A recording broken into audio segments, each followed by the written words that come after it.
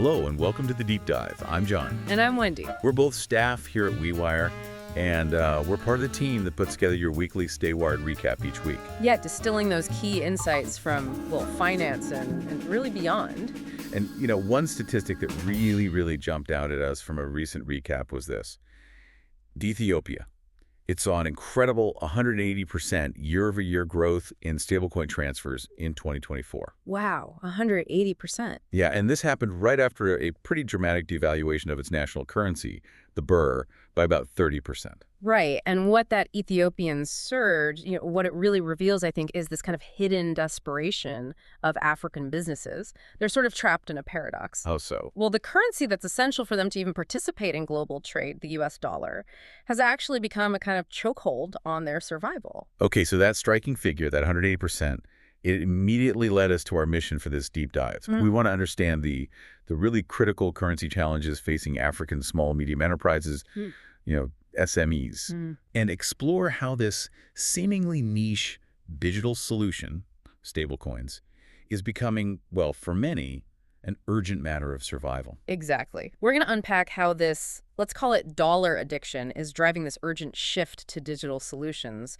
and crucially, whether they actually offer a viable way out. Right. Let's start with the SMEs themselves. African small and medium enterprises they really are the lifeblood of the continent's economy, aren't they? Absolutely. Driving jobs, innovation, growth across so many sectors. But despite that vital role, they are caught in this profound bind. The core problem, as you mentioned, is this overwhelming reliance on the U.S. dollar for just essential operations. Yeah, essential stuff. We're talking importing crucial raw materials, finished goods. Servicing debts they might have, any kind of international trade, really. And this isn't just, about optimizing trade flows. For so many, it's fundamentally about keeping the lights on, staying afloat. And this reliance, it's not accidental, right? It traces back to the dollar's global dominance. It's not just a currency. It's the world's primary reserve currency. Meaning governments hold it. Exactly. Nations hold it to back their own currencies for international deals. And get this, it accounts for over 50% of the sovereign debt of low and middle income countries. Wow. National government debt. Yes, and many African nations fall right into that category. So the dollar becomes indispensable because most global commodities, think oil, metals, grains, they're priced in dollars. And imports get paid for in dollars, too. Right. Yeah. So if you're running an SME in, say, Nigeria or Ghana or Zambia, you just need dollars to bring in machinery, materials, even basic food items sometimes. Okay, but dependency sounds like it has downsides. Oh, significant ones, often crippling, actually. When the U.S. dollar gets stronger, it directly jacks up the cost for African nations to service their dollar-denominated debt. We saw that happen dramatically, right? Like in Nigeria. Yeah, exactly. Nigeria spent a staggering $3.5 billion on just foreign debt servicing in the first 9 months of 2024 alone. That's a huge chunk of national funds. It's immense, and that directly impacts the whole economic environment SMEs operate in.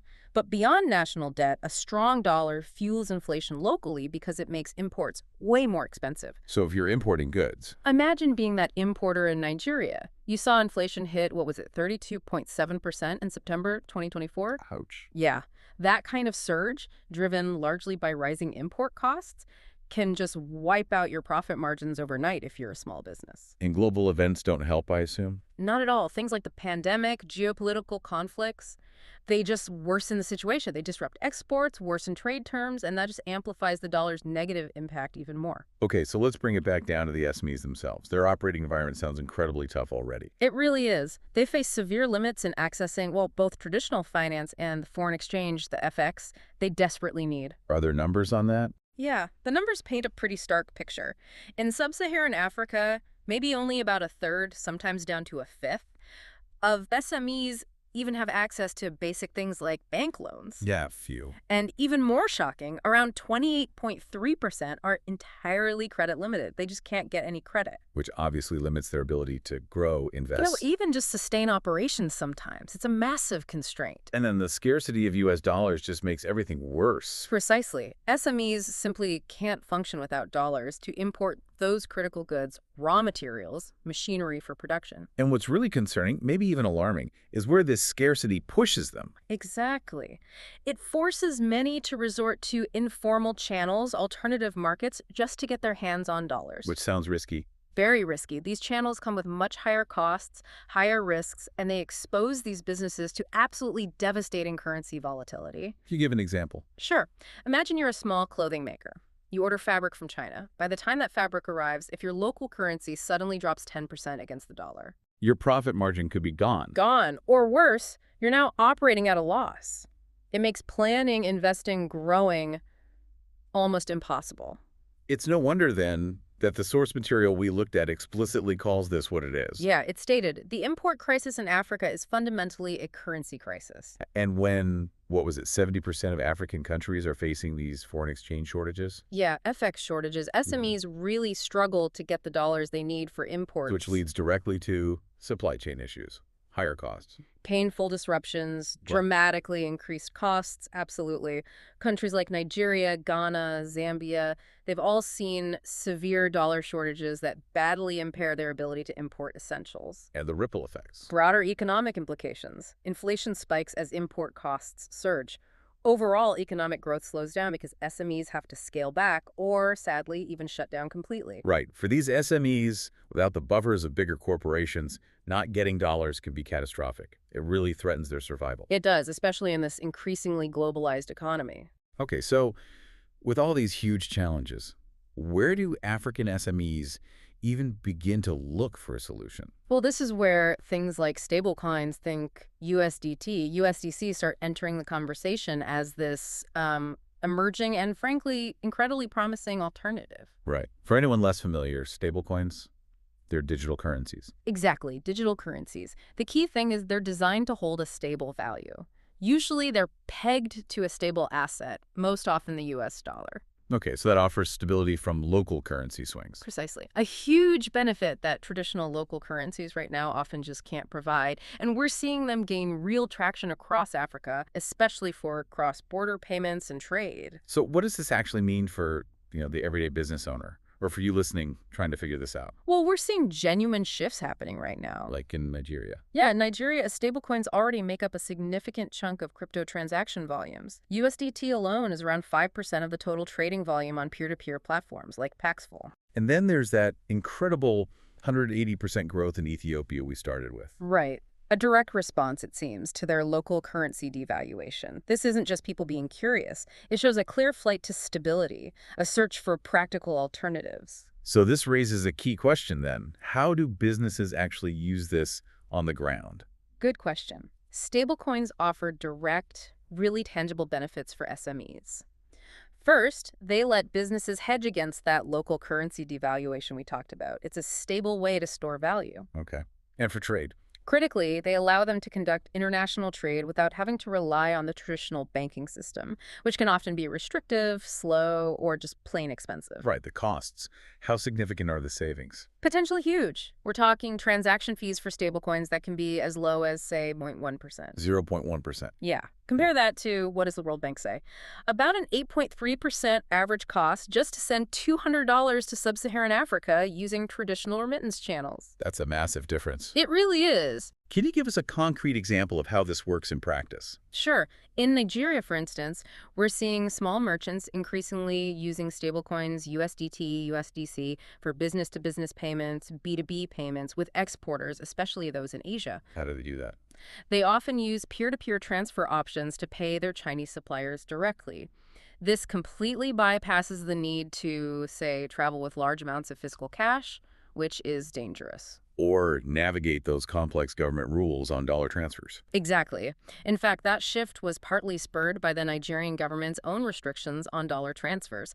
It kind of pushed businesses towards these more agile digital solutions out of sheer necessity. Okay, that sounds incredibly promising, almost like a lifeline for so many businesses. But, it's rarely that simple, is it? No, it's not. While the potential is clear, some might argue, well, aren't stablecoins just tying African economies to the dollar in a different digital form? Still vulnerable to U.S. monetary policy. That's a fair point, a valid concern. And what about the practical roadblocks? For the average small business owner trying to adopt this, beyond regulations, are there, fundamental tech hurdles? or knowledge gaps? That's a crucial point, and it really highlights the nuances here. It's not just policy, it's about accessibility, it's about education on the ground. Okay. On the regulatory side, yes, there's some progress. South Africa's Financial Sector Conduct Authority, the FSCA, they've classified crypto assets as financial products. That suggests a move towards more oversight. But that's just one country. Exactly. Many other African countries still lack clear rules for stablecoins. And that uncertainty, it definitely hinders wider adoption. It creates risks for users, makes larger integration feel shaky. And the knowledge gap you mentioned. Yeah, I mean, think about it. For many small business owners, just understanding what a private key is, let alone managing a crypto wallet securely, that's a huge conceptual leap from dealing with cash or traditional banks. So a real need for financial literacy. It's a significant need for greater financial literacy among SMEs to really leverage these tools effectively and, importantly, safely. Okay, so stepping back a bit, what we've been discussing today really shows this profound dilemma facing African SMEs. It really does. Hmm. Their dependency on the US dollar, it's truly a double-edged sword. It's essential for global trade, no doubt, Right. but it exposes them to these crippling risks. Currency volatility, FX shortages, this whole import crisis just underscores the urgent need for robust alternatives. And what's really compelling here, despite these hurdles, Is that Africa is actually leading the world in stablecoin adoption, particularly in places like Nigeria and South Africa. That really highlights their immense potential, doesn't it? Mhm. It could transform the continent's economic future. So if we were to boil down the promise of stablecoins for SMEs, it's stable, accessible, cost-effective payments across borders. Yes, and hedging against that local currency devaluation we keep mentioning, and just participating more directly, more easily in global trade. But for stablecoins to really hit their stride, revolutionize things, what's the critical next step? Regulation. Clear, supportive frameworks from African regulators. That's what's needed to ensure their safe, legal, and widespread use. Okay. Before we wrap up this deep dive, it's probably worth taking a quick look at some of the broader market movements from this past week. Yeah, They really underscore the challenges and opportunities we've been digging into. good idea. What stood out? Well, globally, we saw Fed Chair Powell reiterate that the Fed's going to wait for more data before cutting rates. Which directly impacts the dollar's strength globally. And by extension, the cost of debt for many African nations, like we discussed. And then specifically for Africa, the IMF flagged Nigeria's fiscal risks again, with oil revenue trailing the budget. Right, highlighting those ongoing pressures on national finances that eventually trickle down and affect every SME. Yeah. It's also interesting, though, on the currency front, the Nigerian Naira actually strengthened a bit this week. It appreciated by about 0.68% week-to-date, WTD. Oh, interesting. Why was that?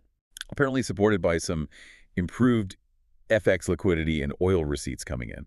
Meanwhile, the South African rand also had a good week, up about 1.51% WTD. Buoyed by what? Easing inflation? Easing inflation and renewed foreign investor confidence, it seems. So, these are all dynamic pieces constantly moving. Definitely. And just a quick reminder, of course, for everyone listening, none of this is financial advice. Always do your own research or talk to an advisor before making any investment decisions. Absolutely essential. And yeah, these broader market signals, they just reinforce what we've explored today, right? That critical juncture African SMEs are facing. Yeah, trying to navigate global trade heavily reliant on the dollar. While grappling with its volatility and those severe shortages. It's a tough spot. This deep dive, it's really shown us, I think, that stablecoins aren't just some, tech curiosity or a niche digital asset anymore. No, they're emerging as something much more tangible. A tangible, cost-effective lifeline, maybe, for businesses trying to import, export, trade, and even just hedge against that local currency risk. So for you, our listener, here's maybe a final thought to mull over as we close. As the global economy keeps moving inevitably towards more digitalization, The fundamental question remains, will Africa's financial future ultimately be defined by its continued reliance on dollars? Or will it be defined by embracing innovative digital solutions, like stablecoins, maybe as a cornerstone of its long-term economic growth strategy? something to think about. Definitely. Thank you so much for joining us on this deep dive. Yeah, thanks for listening. We look forward to exploring more with you next time on the Deep Dive. Stay Wired Weekly Recap was produced by WeWire. A B2B company, bridging the banking gap between emerging markets and the world. Tune in same time next week for the Stay Wired Weekly Recap.